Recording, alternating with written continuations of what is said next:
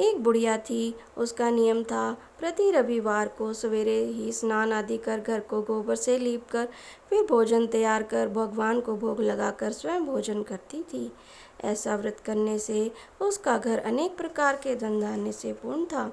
श्री हरि की कृपा से घर में किसी प्रकार का विघ्न या दुख नहीं था। सब प्रकार से घर में आनंद रहता था। इस तरह कुछ दिन बीत जाने पर उसकी एक पड़ोसन, जिसकी गौ का गोबर वह बुढ़िया लाया करती थी, विचार करने लगी कि यह वृद्धा सर्वदा मेरी गौ का गोबर ले जाती है, इसलिए अपनी गौ को घर के भीतर बांधने लगी। बुढ़िया को जब गोबर न मिलने से रविवार के दिन अपने घर को ना लीप सकी, इसलिए उसने ना तो भोजन बनाया, ना भगवान को भोग लगाया तथा स्वयं ही उसने भोजन नहीं किया। इस प्रकार उसे निराहार व्रत किया। रात्रि हो गई, वह भूखी सो गई।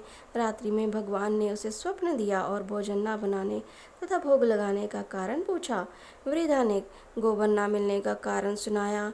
तब भगवान ने कहा, माता, हम तुमको ऐसी गौ देते हैं जिससे सभी इच्छाएं पूर्ण होती हैं, क्योंकि तुम हमेशा रविवार को गौ के गोबर से घर को लीप कर भोजन बनाकर मेरा भोग लगाकर खुद भोजन करती हो। इससे मैं खुश होकर तुमको वरदान देता हूँ। निर्धन को धन और महान स्त्रियों को पुत्र देकर दुखों को दूर करता हूँ तथा अंत समय में मोक्ष देता हूँ।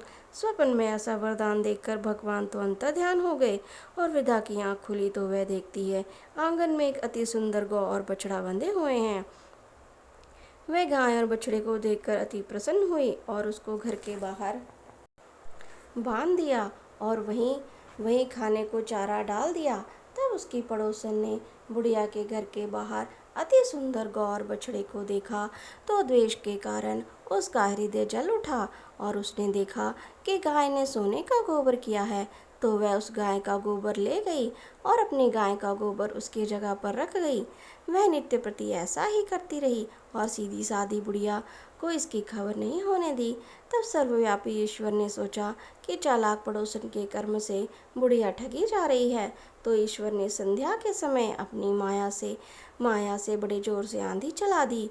बुढ़िया ने अंधेरी के भय से अपनी गौ को भीतर बांध दिया। प्रातःकाल जब वृद्धा ने देखा कि गौ ने सोने का गोबर दिया है तो उसके आश्चर्य की सीमा न रही। वह प्रतिदिन गौ को घर के भीतर बांधने लगी।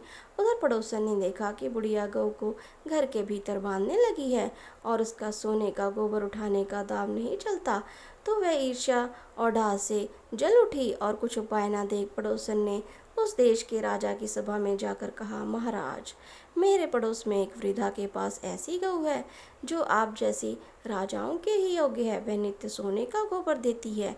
आप उस सोने से प्रजा का पालन करिए। वह वृद्धा इतने सोने का क्या करेगी।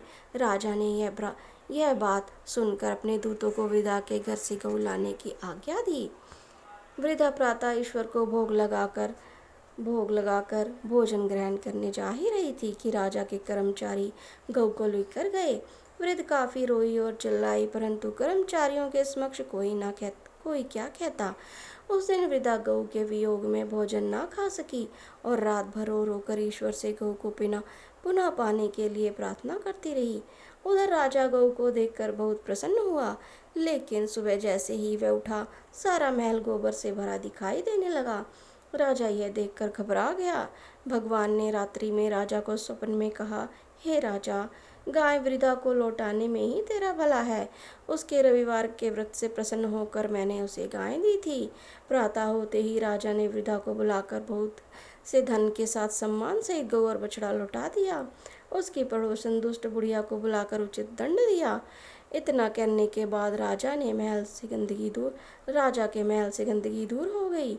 उसी दिन से राजा ने नगरवासियों को आदेश दिया कि राज्य तथा अपनी समस्त मनोकामनाओं की पूर्ति के लिए रविवार का व्रत करो। व्रत करने से नगर के लोग सुखी जीवन व्यतीत करने लगे। कोई भी बीमारी तथा प्रकृति का प्रकोप उस नगर पर नहीं होता था। सारी प्रजा सुख से रहने लगी। तो ये थी रविवार व्रत की कथा। कथा सुनने और कहने वाले पर सब पर अपनी कृपा दृष्टि बनाए रखना है प्रभु। तो अगर आपको कथा अच्छी लगी हो तो प्लीज़ मेरे चैनल को लाइक और सब्सक्राइब ज़रूर करें और कमेंट में जय श्री हरि विष्णु ज़रूर लिखें। धन्यवाद।